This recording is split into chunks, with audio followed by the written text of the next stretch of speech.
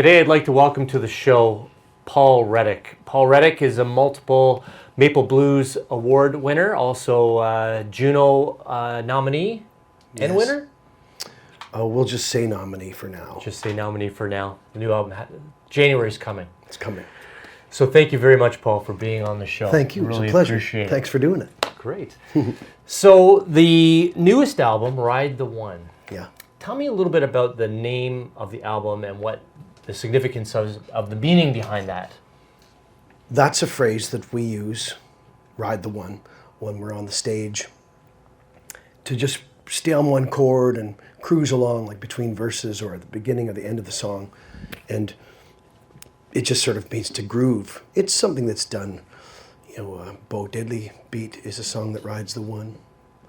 And John Lee Hooker's done it. A lot of people ride the one. There's a Led Zeppelin song that does it. So it's a technical term, really. And I always wanted to write an album of songs that did that, where the parts were orchestrated in a very tight, rhythmic way. And the effect is supposed to be, to create a hypnotic effect through the repetition. A lot of the lyrics, the lines repeat themselves as well.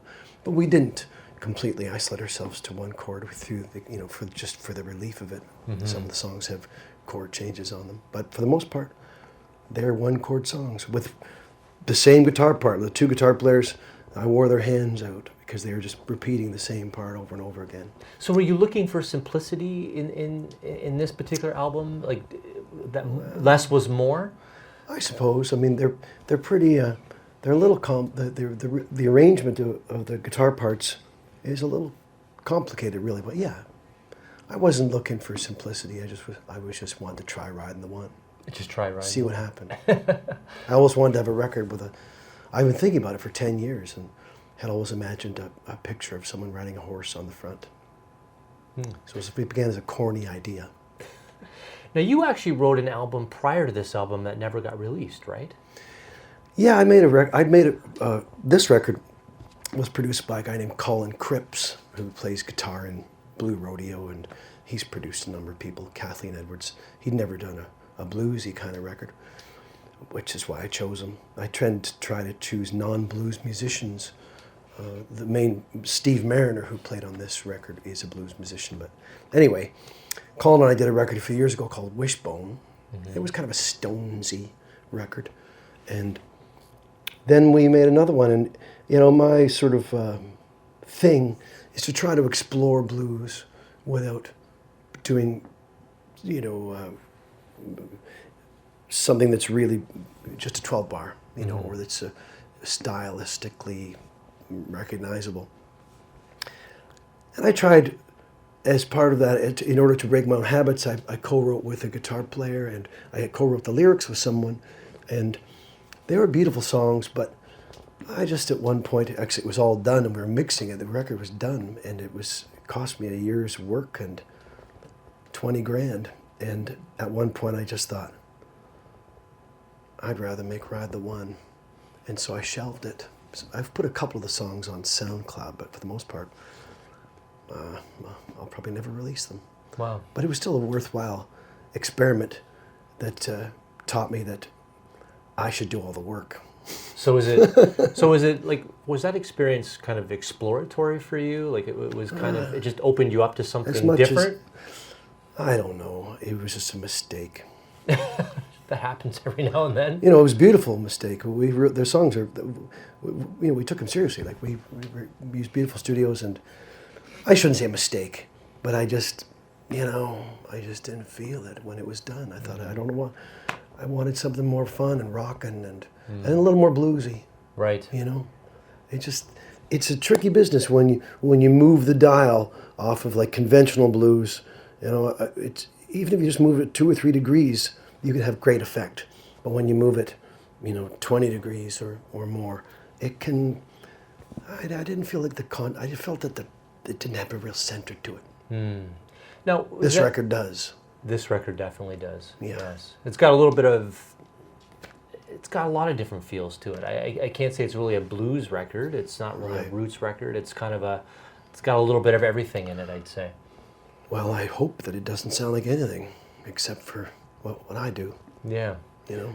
So that kind of leads me to the Cobalt Prize. Now that's something that I think you're very proud of, and something that you started a while ago. So for those in our audience who haven't heard of the Cobalt Prize, can you tell them what the Cobalt Prize is, why you started doing it, and what your objective was? Well, it began one night. I was sitting at home after I'd been out. I got home about 3 in the morning, and I was just writing something, and I wrote this little sort of prose piece about blues and about trying to extend its parameters, or its possibilities.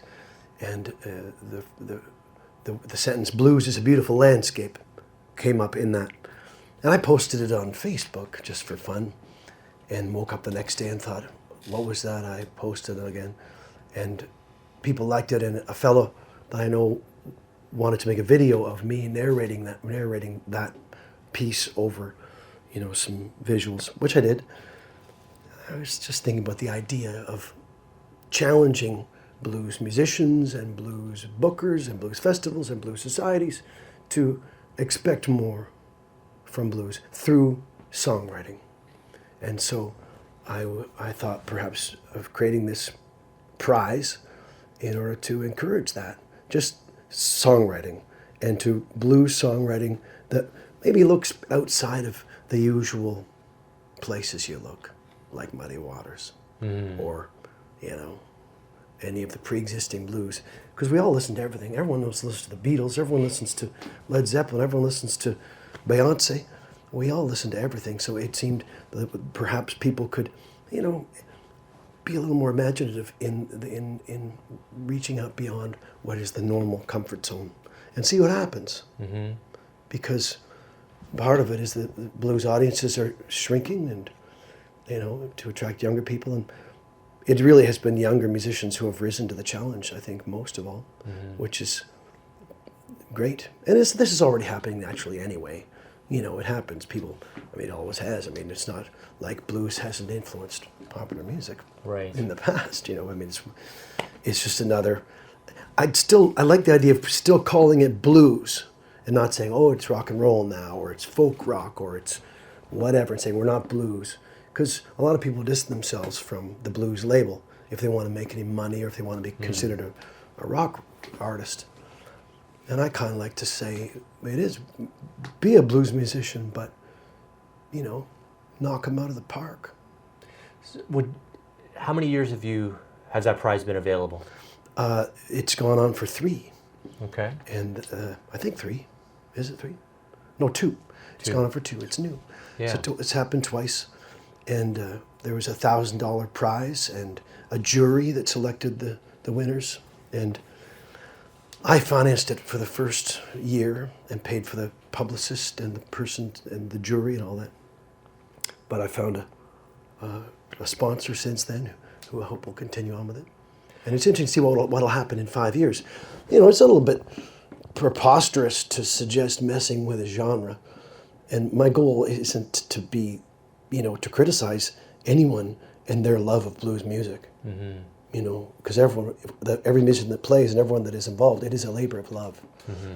And playing Muddy Waters songs is a fantastic feeling, But, why not?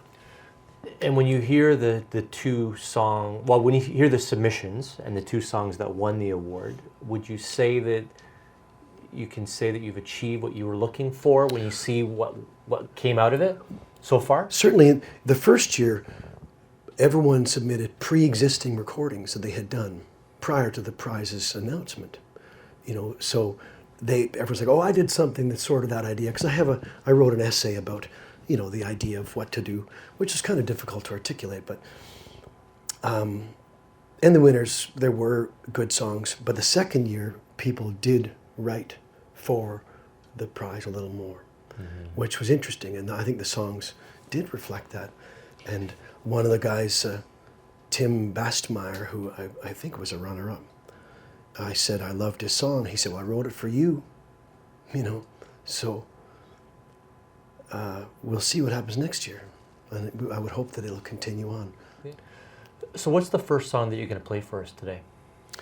The first one is called Shadows, and it's very much a ride the one tune in which the repetitions are broken up more by rhythmically than chordally. There's little sections that are double timed, and then there's a third section that's rhythmically. It is very much a ride the one song, which the guitar parts are just locked in. We only have one guitar on this video. There were two on the recording, but it still works with one. And it's also an example of a very repetitive lyric, fairly simple. Shadows overtook me, stars overran me, and then just that basic imagery going through the song.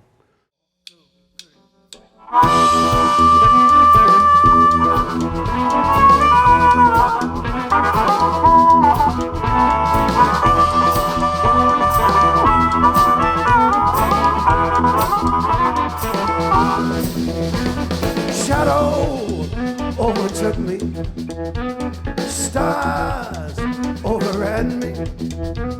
Shadow overtook me, stars overran me.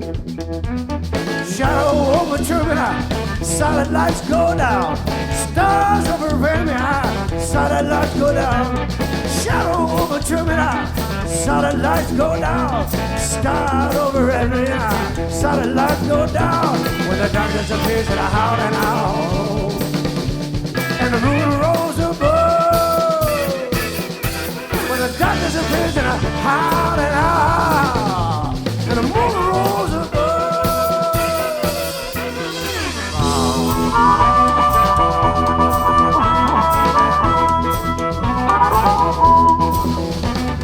Midnight trod beside me, twilight rolled around me. Midnight trod beside me, twilight rolled around me. Midnight trod beside me, solid lights go down. Twilight rolled around me, solid lights go down. Midnight trod beside me, solid lights go down. Twilight rolled around and the solid lights go down. When the darkness appears and I howl and howl, and the moon rolls above.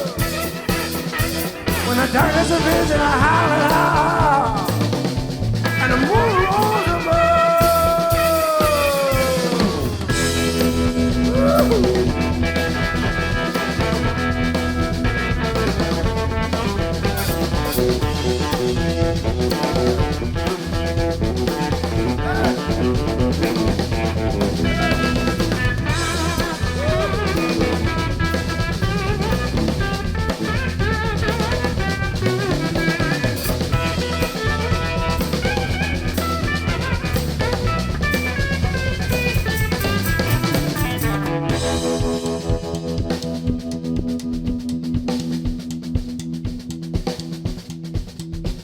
Shadow overtook me, stars overran me.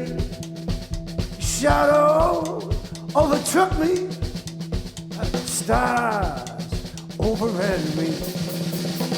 Shadow overtook me, solid lights go down. Stars overran me, solid lights go down. Shadow overtook me, solid lights go down. Stars overran me, and I saw the lights go down. When the darkness appears and I howl and howl, and the moon rose above.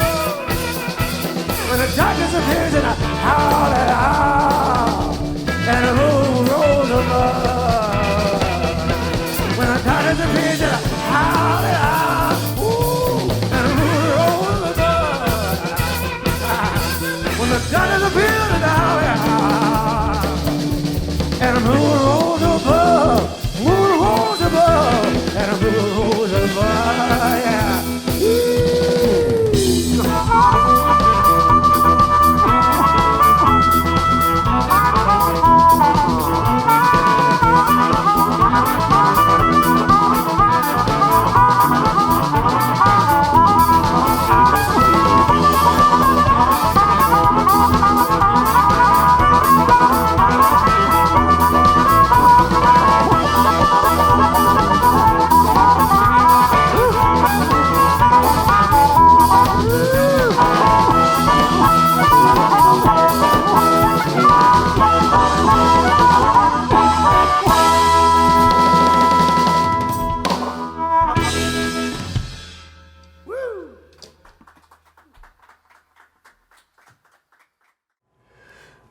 So I want to ask you about a special relationship you have with the harp, and how did you meet her?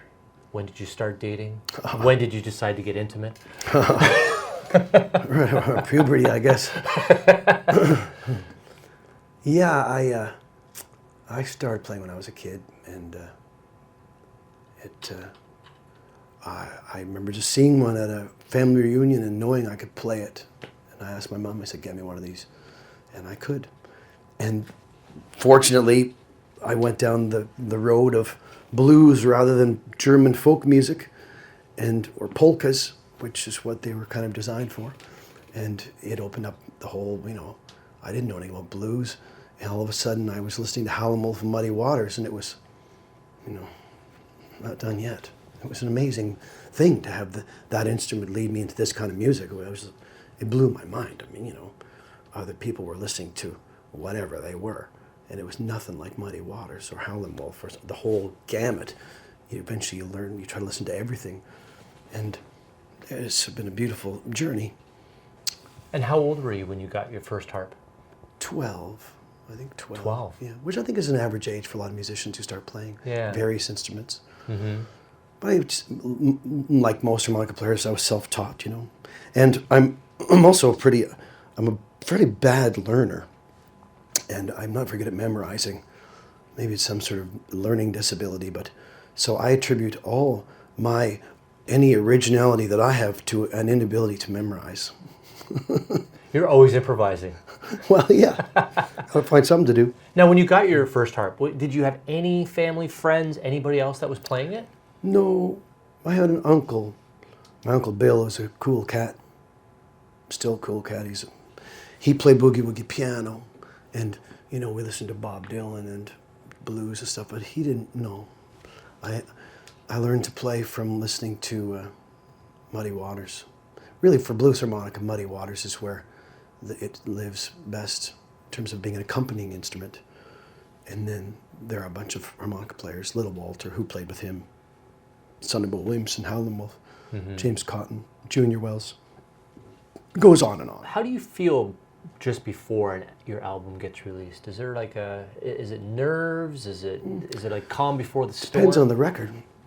I've made records where I have had my doubts about how it would be received because I wasn't sure. And often you've mixed it and mastered it and you have a copy of it and listened to it by yourself or with the band for months prior to its release and think, well, it seems good, and certainly this one I was really excited. I love this record. I love listening to it, not because it's me, but just to hear the band and the phenomenon of it, because the songs really seem to come out of nowhere. Taking songwriting credit is a funny business, and I do, but I don't feel I should, because they just, they come out of the blue. So this one I liked it. So it was exciting to see how people would react.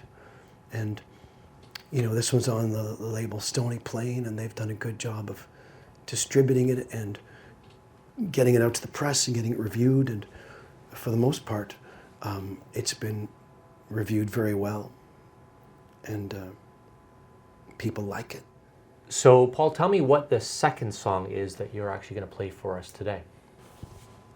And the next song is called Mourning Dove, which is a little more of a vibey in its production. There was a little more delays and reverbs and stuff to give it that, echoey feel. And it's, again, an overlapping of parts. But there are a couple subtle chord changes. Is there a story behind that song? There is, but I don't tell it. It's a secret? Somewhat. Well, I told the person that I wrote it about that I wouldn't tell. But it's sort of it was nothing in particular. And all the songs that I write, I tend to be fairly vague. I'm not a specific narrative songwriter. Okay. Like, I remember going down to Nashville one time to work with Colin Linden, seeing some, Americana bands from Texas, and there'd be like a guy saying, well, this song's about I was in the bathtub thinking of my girlfriend and how she'd left me and how lonesome I felt and how I felt like just getting out of the bathtub and jumping out the window. And then he started lyrics. It was like, I was sitting in the bathtub thinking about my girlfriend and feeling how lonesome I was. And I want to get up and jump out the window. So I like to leave things a little more to the imagination, using poem forms and just suggesting stories rather than being specific. And really, this story isn't that specific, and the person for whom I thought I wrote it about doesn't know what I'm talking about. So they don't even know the song's about them, or they do know? They do. Okay. They're not sure. They agree. Okay. Well, if you haven't seen Paul live, you should definitely see him live. Go to his website. All his shows and where he's performing is there. If you haven't bought or picked up the album Ride the One, it's available on iTunes and Stony Plains and all the usual places where you would be looking to buy music. And I really want to thank you for coming on the show. It's been a real honor to interview you. Thank you very much. And great to be please here. go and take that opportunity to see him. And thanks for liking and subscribing to the channel. And stay tuned, because the next last song's coming up.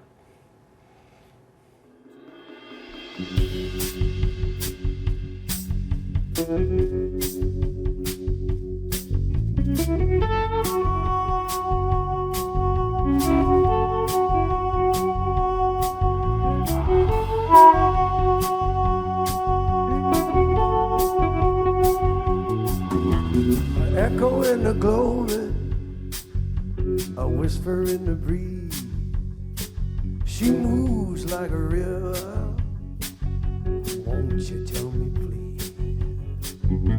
A song in the silence, leaf upon the tree. She moves like a river. Won't you tell me, please? She said, now you see me. Now you love. I'll be flying like a mourning dove, like a mourning dove.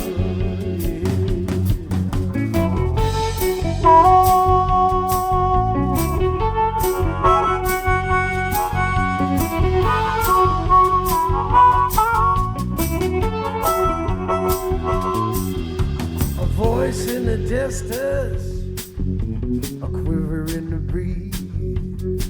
She moves like a river. Won't you tell me, please? A song in the silence, a leaf upon the tree. She moves like a river. Won't you tell me, please? Now you see me, she said. Now you love. Whoa, I'll be flying like a mourning dove, like a mourning dove, like a mourning dove.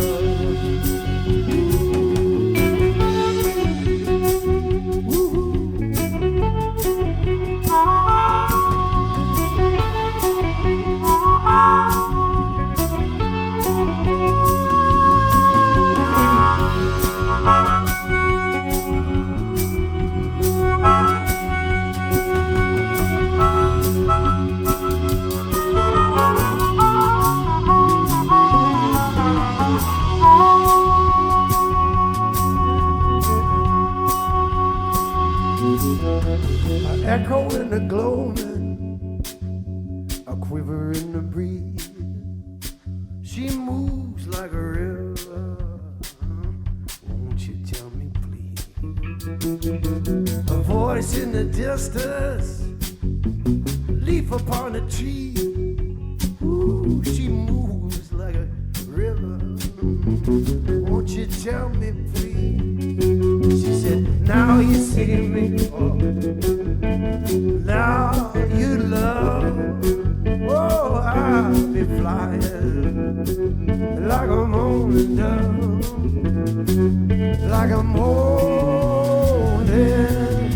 dove, like a mourning dove.